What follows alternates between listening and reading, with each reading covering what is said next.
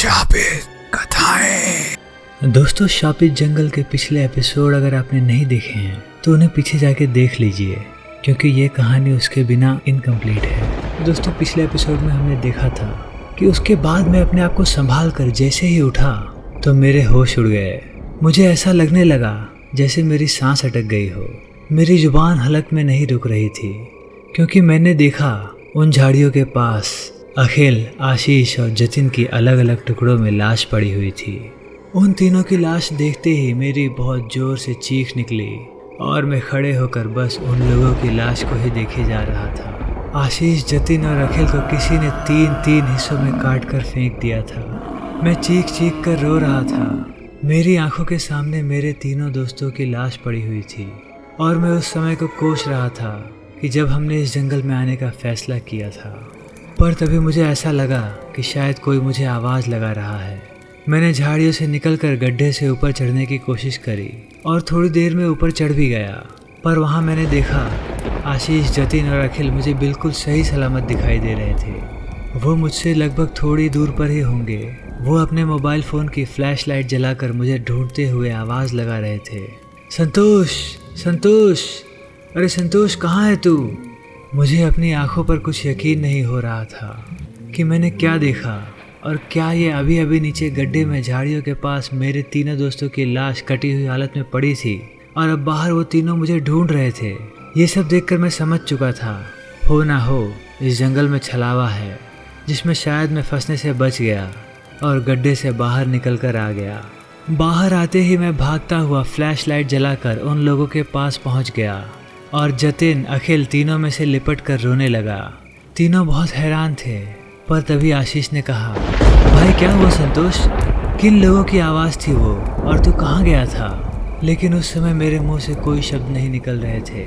मैं बोलने की कोशिश तो कर रहा था पर मैं बोल नहीं पा रहा था। मैंने जो देखा वो फिर उसके बाद किसी तरह से मैंने अपने आप को संभाला। पर फिर थोड़ी देर में मैंने कहा, यार भाई, मैंने उस गड्ढे में झाड़ी के पास तुम तीनों की कटी हुई लाश देखी। मेरी बात सुनकर तीनों हैरान थे। पर जतिन ने कहा, भाई तेरी तबीयत तो ठीक है? क्या हुआ है तुझे? कैसी बात कर रहा है? फिर मैंने कहा, कसम से भाई मैंने यही देखा। तभी मैं बहुत डरा हुआ और परेशान था। फिर अखिल ने कहा, चलो देख कर आते हैं। पर मैं भी बहुत डरा और घबराया हुआ था, लेकिन मैंने भी कहा, हाँ चलो, ये सामने ही गड्ढा है और नीचे झाड़ियों के पास ही है। लेकिन आशीष ने हमको जाने से रोक दिया और उसने कहा, शायद इस जंगल में ही कुछ है, क्योंकि वो औरतें भी हमें नहीं देखी, बस उनकी चीखने तड़पने की आवाज़ सुनाई दे रही थी।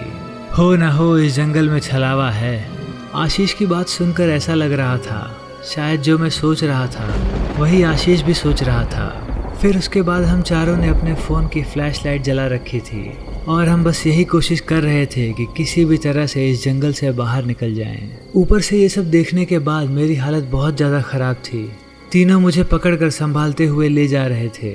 हम चारों इस समय बस भगवान से यही प्रार्थना कर रहे थे, बस किसी तरह से अब हम जंगल से बाहर निकल जाएं। हम किसी को मदद के लिए भी नहीं कह सकते थे, क्योंकि यहाँ नेटवर्क भी बिल्कुल नहीं था। अंधेरी रात में जंगल बहुत ज़्यादा खौफनाक दिखाई दे रहा था। हर तरफ जंगली जानवरों के साथ कुछ न कुछ अजीब और डरावनी और भयानक आवाज़ें सुनाई दे रही थी। अब ऐसा लग रहा था कि आगे की तरफ जाएं तो भी खतरा, पीछे की तरफ जाएं तो भी खतरा। जंगल के चारों दिशाओं में से किसी भी तरफ जाने का अनुमान लगाना ठीक नहीं लग रहा था। इसलिए हम चारों एक पेड़ के नीचे जाकर बैठ गए।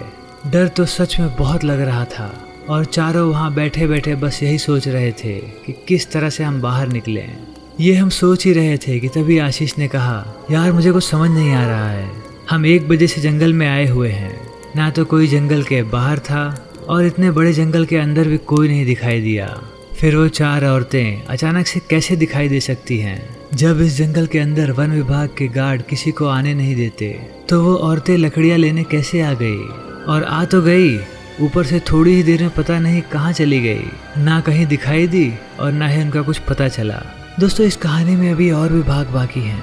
अगर आपको ये कहानी अच्छी लग रही है तो हमारे चैनल को सब्सक्राइब कर लीजिए, और अगर आपको ये वीडियो पसंद आई हो तो इसे लाइक कर दीजिए और हमें कमेंट में अपने ओपिनियन बताइए। धन्यवाद।